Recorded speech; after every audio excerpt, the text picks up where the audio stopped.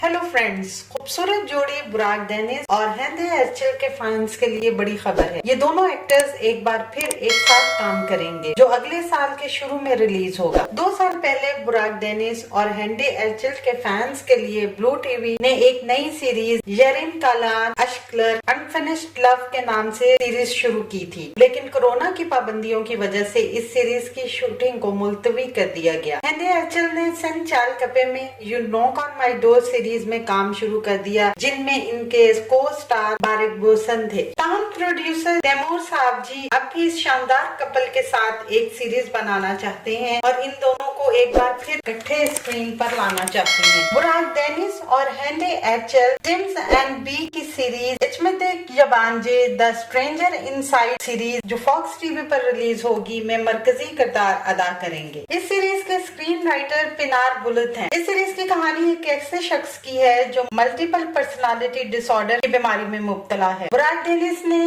भी अपने एक इंटरव्यू में इस बात की तस्दीक की है कि वो टिम्स एंड बी की नई सीरीज में काम करेंगे जिसमें इनकी को स्टार हेंदे एर्चल होंगी। आने वाले दिनों में अपने पसंदीदा ड्रामों की मजीद मालूमात के लिए हमारे चैनल को लाइक करें, शेयर करें और सब्सक्राइब करना ना भूलें। शुक्रिया।